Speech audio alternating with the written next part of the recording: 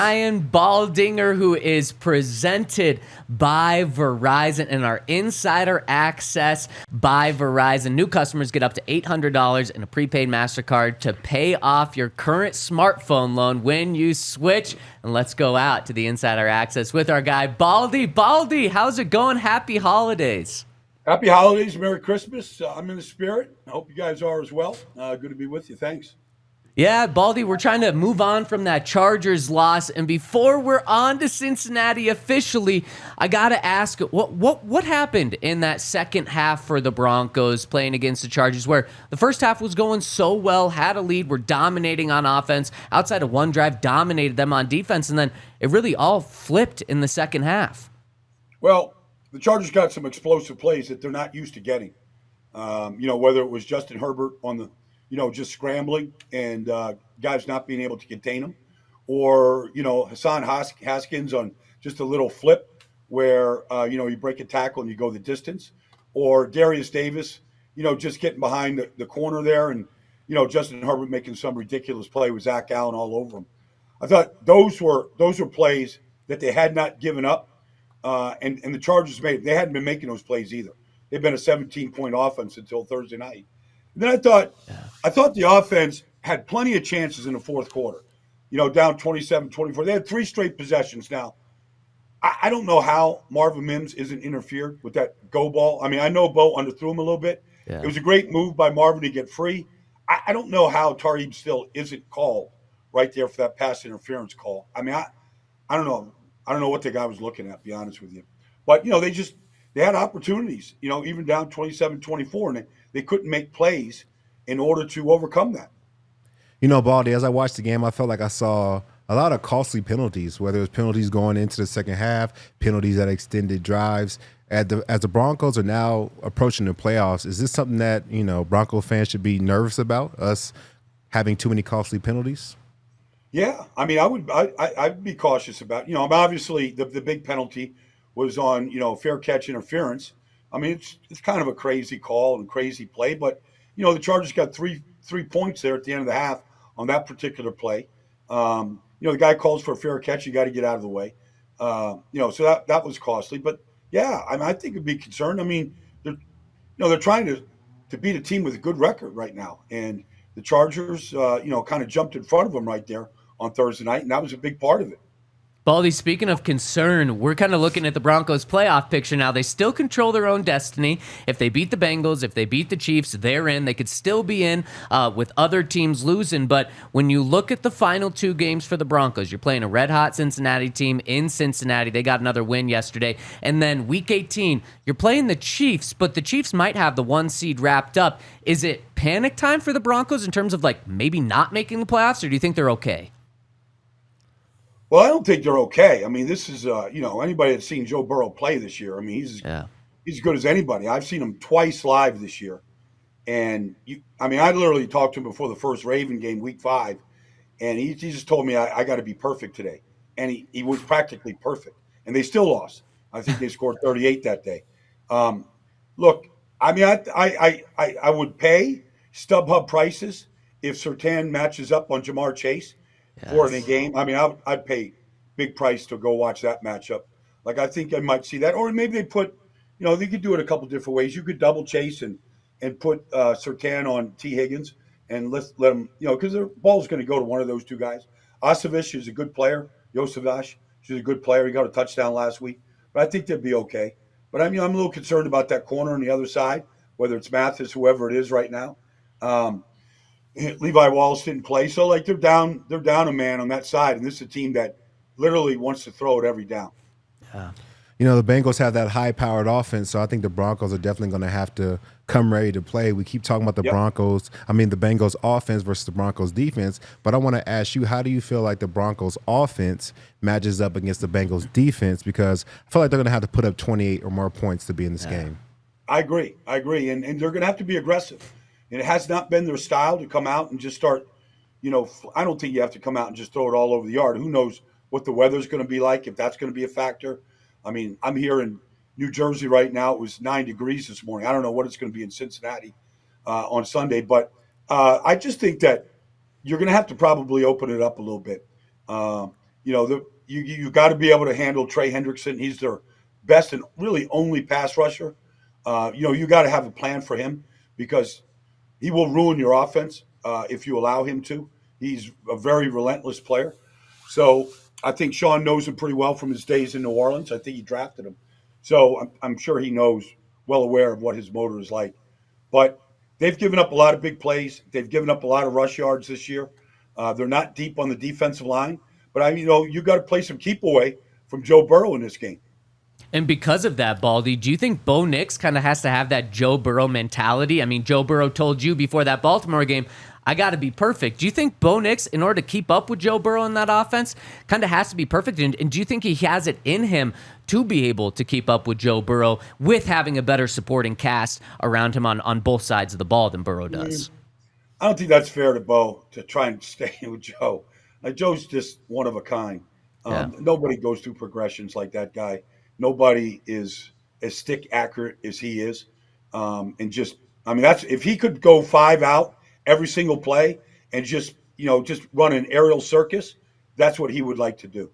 Now, he gets hit a lot. Myles Garrett got to him a few times the other day, but he's just relentless. And so that's what he wants. I don't think that's really necessarily what Bo has to do. But look, if they start scoring the way they're capable of scoring, you might have to get into a shootout, and you might have to play that style. And instead of handing off to, I don't know, Blake Watson this week or whoever's healthy, I don't know that he's ready and he has the necessary personnel around him to try to go shot for shot with Joe Burrow.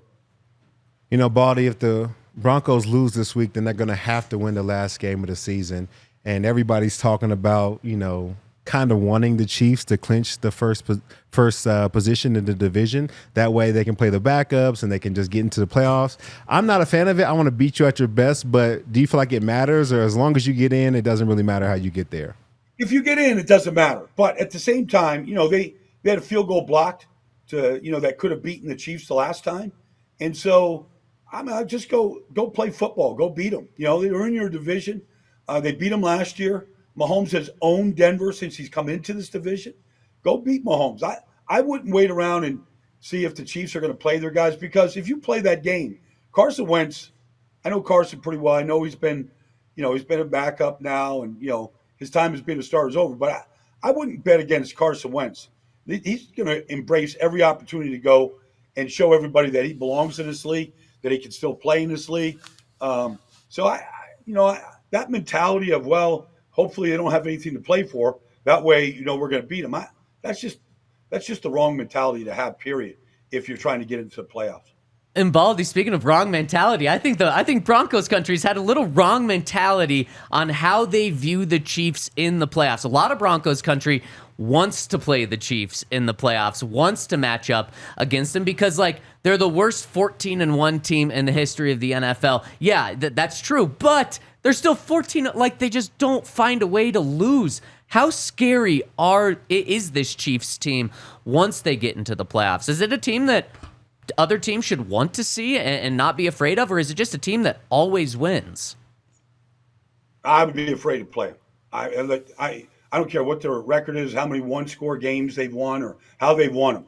They got Charles Omenihu back on defense. That pass rush line of Karlaftis, Omenihu, Dana, and Chris Jones is about as good as it gets in this business right now, getting after the quarterback. And then if you say, okay, the best single defensive coordinator in his business coordinates that defense in Steve Spagnuolo and his ability to get to the quarterback and affect him.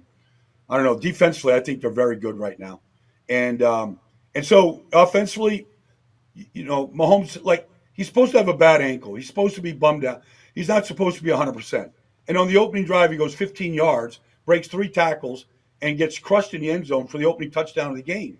The guy just doesn't know how to quit. He doesn't know how to ever take any games off. So Mahomes into the Chiefs in the playoffs, I wouldn't bet against him. Mm. Baldy, I got to ask you real quick. They say Riley Moss might be back for this game.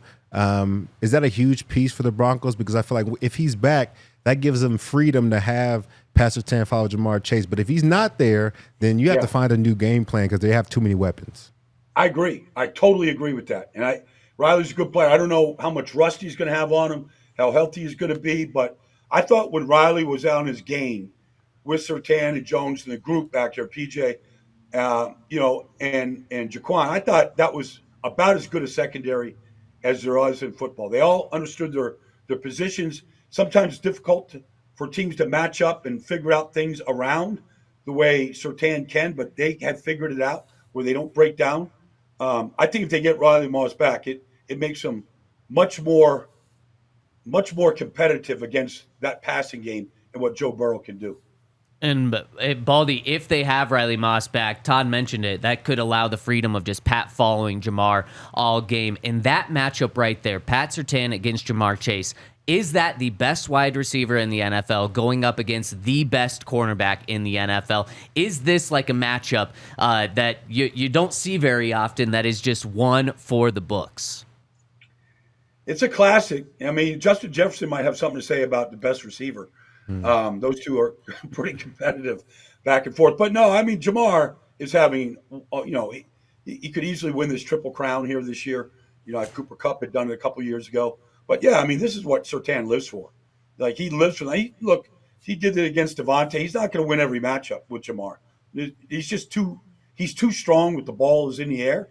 But the length of Surtain, competitive fire, his ability to move, break on the ball, like this is elite right here. And so, and Joe's going to throw it to him if he's covered because he trusts Jamar to go win that battle. And he sort of contested balls, jump balls, like he trusts his receiver to go get it.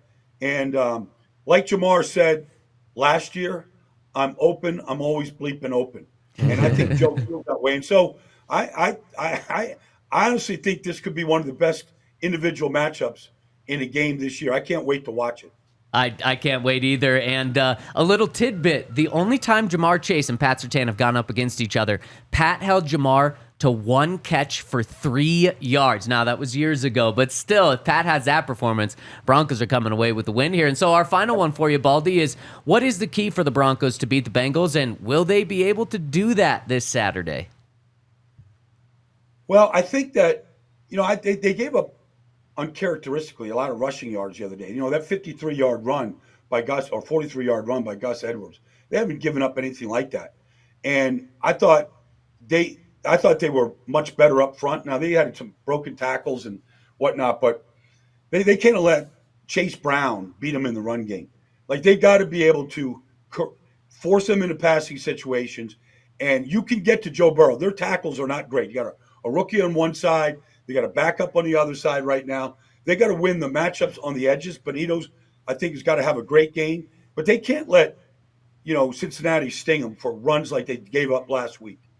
Yeah, 100%. Baldy, thank you so much for joining us. Happy holidays, Merry Christmas, and we'll talk to you maybe after the Broncos clinch a playoff spot next week or going into clinching a playoff spot. Thanks so much, Baldy. Thanks, Todd. I'll talk to you guys next week. Good luck this weekend. Sounds great. Thank you, Baldy.